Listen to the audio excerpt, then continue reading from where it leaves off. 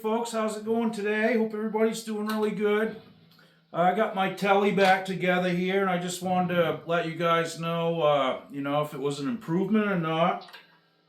I'm gonna say definitely. Adding the brass saddles to the bridge plate was huge. It's got a lot more sustain than it had, and the string spacing feels better to me. Acoustically, I mean, I've played this guitar for around 15 years now, okay? Usually every day or two I pick this up, so I know this guitar very well, and I play it acoustically a lot, just sitting around in the chair or on the couch, so I can really tell that was a definite improvement. So if you want to check out my video on how to do this to your Squier Affinity Telecaster, it's pretty simple. I bought, you can just buy the saddles and do it too. I bought a Wilkinson bridge plate with the saddles. It was like $15 or something. It was cheap, but the bridge plate is not the same on this than it is on a standard telly. At least not the ones I have. So I had to drill it out in 3 spots and put the saddles in. It's pretty close to being intonated. I really didn't even eyeball it. I just put them in there and tightened the screws up, strung it up, and it's pretty dang close. Anyway, the other thing that I did to it was this. I uncovered the neck pickup quite a while ago. It just didn't have the clarity that I really liked. It sounded too squishy. I was going to change it, and I just said, what the heck, I'll take the cover off for now and see what that does, It works with humbuckers. It makes them a little brighter, gives them a little more sting. So I did it to this, and, by golly, it did clean it up. I like that kind of tone. It works for me.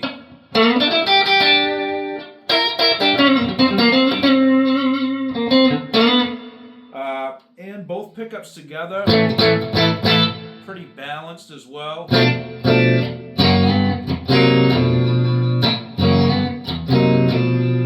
Here's the neck. Here's the bridge. This bridge pickup in this thing is a monster. Man, this thing's got a lot of bite. It's probably the best sounding Telecaster humbucker that I own, honestly. And I got some nice Telecasters. I got a whole rack full of them over there. I'm a big Telecaster fan, but they all sound really different to me. I've got 2 basically set up kind of like this, but they're not. This is an Affinity Squier, like I told you. So the body shape, the body thickness is less. The headstock is bigger on a Squier Affinity too than a regular telly. And I do believe that does affect the sound a ton. So I just kind of been experimenting on this telly over the years now, and just kind of, trying different things. I put a good set of Fender USA tuners on it, and I made a 3-tree string tree, and I have videos on all that stuff too. You guys can check out my playlists on my channel. It's all broke up into sections. I have guitar lessons, guitar demos, amp demos, pedals, fret jobs, you name it, it's in there. And by the way, I wanted to add, I'm really, really close to hitting 1,000 subs. I'm hoping to pull it off by this weekend. So if you haven't subscribed, help me out. Throw me a bone. I need like 15 more people and I'm there. I started this channel, I think it was around June of 23. And I've put up down close to 450 videos since then. I try to do it every day if I can.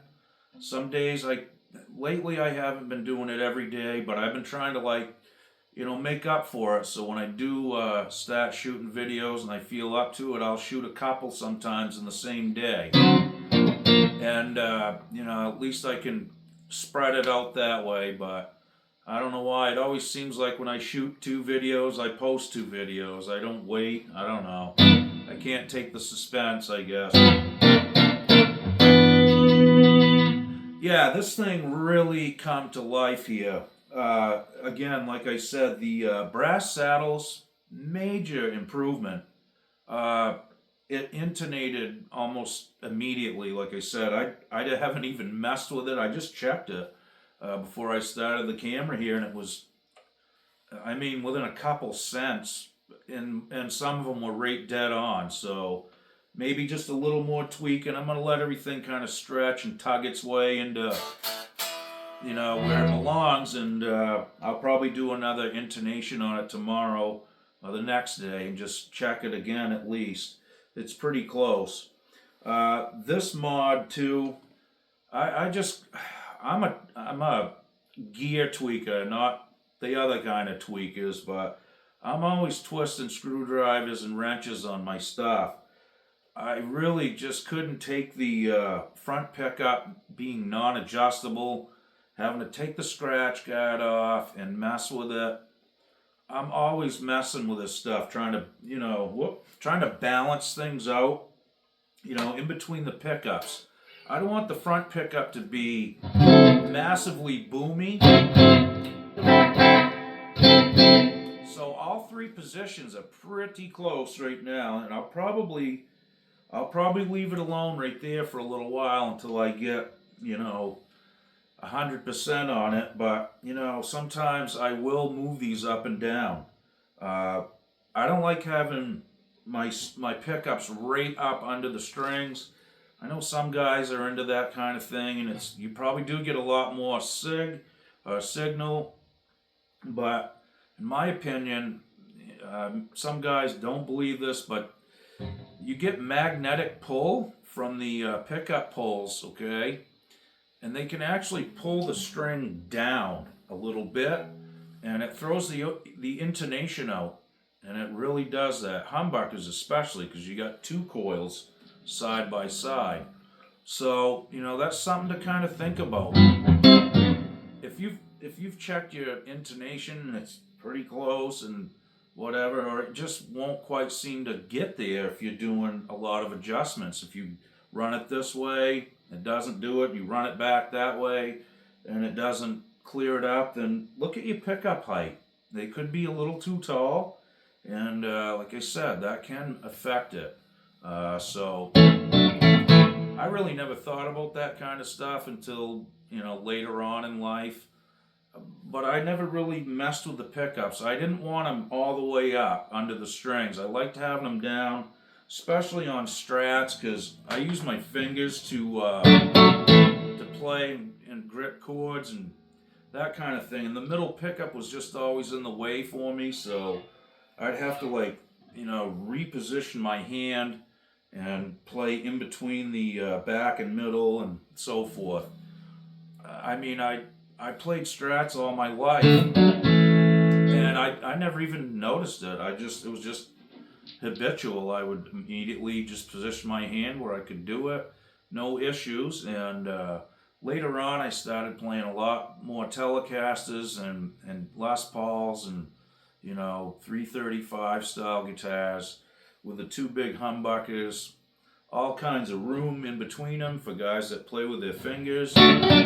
So that was kind of a big sell for me, coming away from Stratocasters.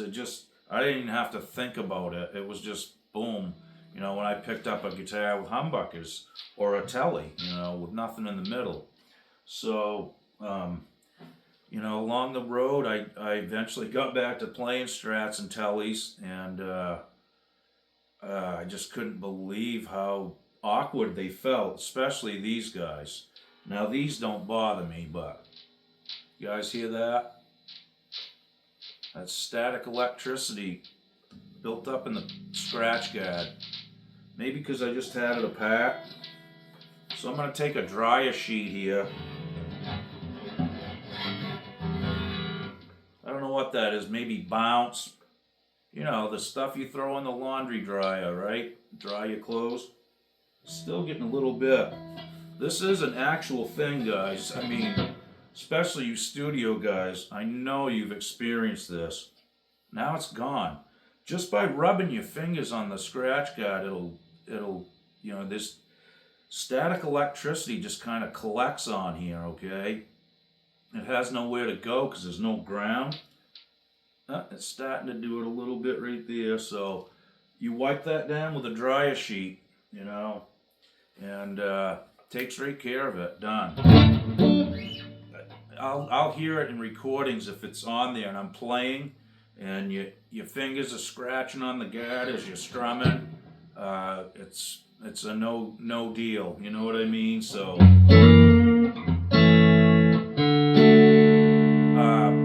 Again, I just wanted to share the improvements that I did to this guitar. That was really my only point in shooting the video. I just wanted to at least let you guys know that that was a major upgrade for under 15 bucks. So if you got a Tele, you know, an Affinity Squier that you want to upgrade, put some brass compensated saddles. I recommend Wilkinson. They're good quality and no issues at all with this. They went in really nice. Like I said, I had to drill 3 holes in the bridge plate, and that was it. So other than that, and the adjustable pickup, like I said, I just drilled 2 holes, one on each side of the pick guard through the scratch guard, put some surgical tube on the sleeve of the bolt, and screwed them back in there. Now it's adjustable. I don't have to take the scratch guard off. So that's kind of a handy improvement too. Other than that, like I said, this thing, just acoustically, it changed this guitar immensely. So anyway, folks, I just wanted to pass that along to you. It's, you know, just like I said, a kind of spur of the moment video. I was just up here trying it, checking the intonation, and I might as well shoot a video and at least let these guys know. So if you are thinking about doing this, I say absolutely, don't even think twice about it. Get that old crap off there and put something good on it. These work good. Get the compensated ones though, you know, make sure you get them there cut in each direction on each saddle.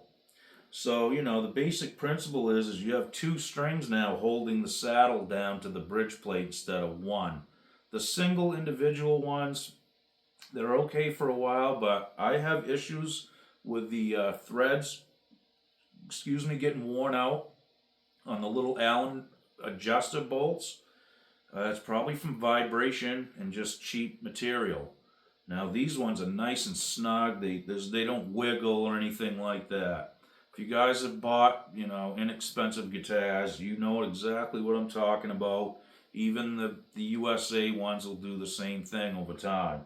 But in any case, I just wanted to share that with you, and I hope you guys enjoyed it, and you can use the information and, you know, mod your guitar and make it better. That's the whole point here, right?